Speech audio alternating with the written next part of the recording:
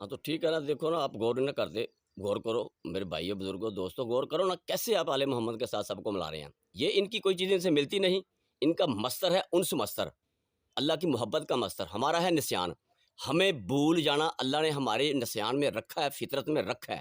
محمد و آل محمد اللہ کے انس مصدر سے ہیں، اللہ کی مشیت ہیں، ان کو کیسے بھول ہو سکتی ہے؟ آپ لوگوں نے اپنی طرح ان کو بنا دیا کہ جیسے یہ ماؤں کے پیٹوں سے ہم نے جنم لیا ہے، یہ بھی ایسے ہیں، نہیں، یہ نزول ہیں۔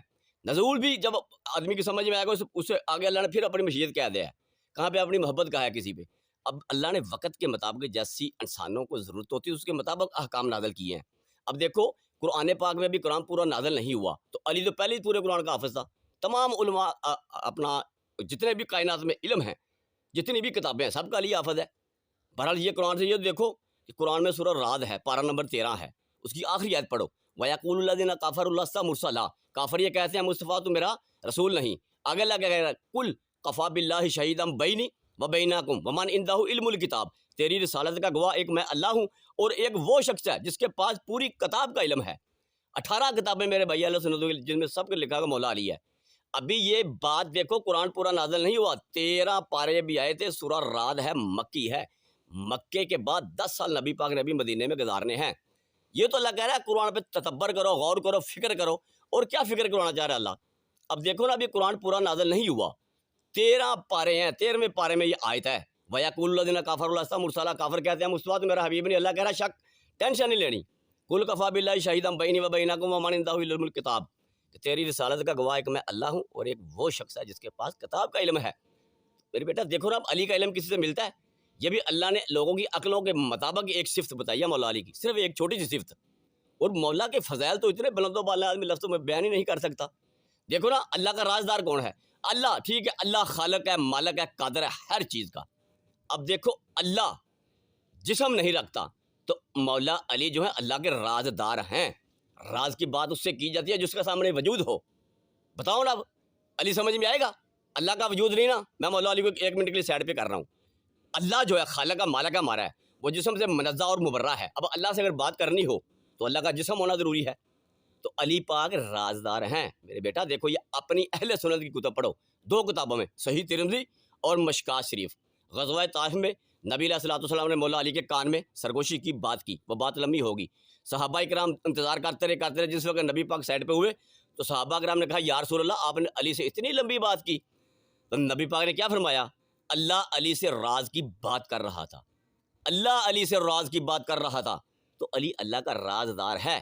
علی کی برابری یہ تو انسان کی ایک ذہن ہی نہیں تسلیم کرتا عقل مند بادشاہ اور آدمی کا، کہ کہاں علی، کہاں یہ خاک، کہاں یہ پیدائش والے، کہاں یہ نطفے والے۔ علی کی ذات بلند و بالا ہے بیٹا، نفرت چھوڑو، شیعہ کا مسئلہ نہیں ہے، یہ مسئلہ ہے اللہ اور اللہ کے رسول کے دین کا۔ تو دین وہ لو جو اللہ اور اللہ کے رسول نے ہمیں دیا ہے۔ رسول کہہ رہا ہے علی کی اتباع کرو، تو اب اتباع رسول کی کرنی چاہیے یا کسی صحابی کی کرنی چاہیے؟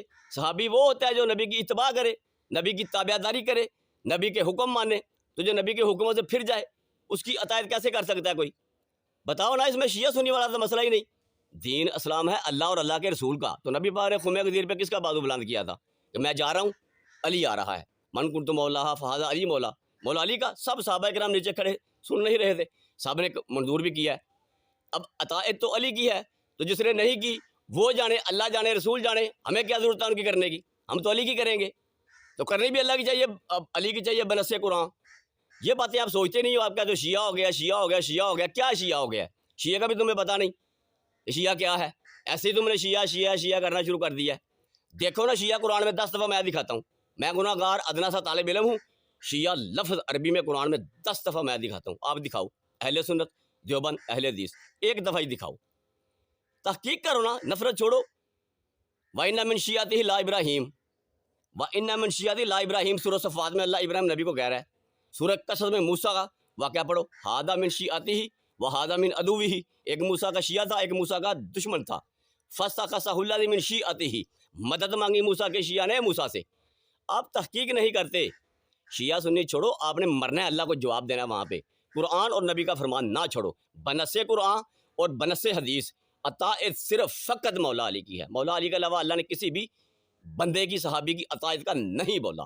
جس طرح اللہ پاک اور معصوم ہے، نبی پاک اور معصوم ہے، اسی طرح تیسری جو اطاعت ہوگی اولی الامر کی، وہی پاک اور معصوم ہوگا۔ سورہ دہر پڑھ لو، ولا تطیع منہم اسما او کفورا۔ اللہ کہہ رہا ہے جس نے ایک بھی گناہ کیا اس کی اطاعت نہیں، اس کی تابعداری نہیں۔ اب دیکھو صحابہ کرام جتنے بھی ہیں، کلمہ کب پڑھا صحابہ کرام نے؟ 40 سال کے بعد، کسی نے 35 سال کے بعد، تو پہلے گناہ ہی کرتے تھے، کیا کرتے تھے؟ یہ بات دیکھو نا، صحابہ کی اطاعت ہو ہی نہیں سکتی۔ اگر کسی صحابی نے نبی کی اطاعت کی ہے، اس کو سلام ہے، ضرور ہے، وہ رضی اللہ تعالیٰ عنہ، وہ صحابی جنتی ہے۔ اب تحقیق نہیں کر دے، تحقیق کیا کرو، تحقیق۔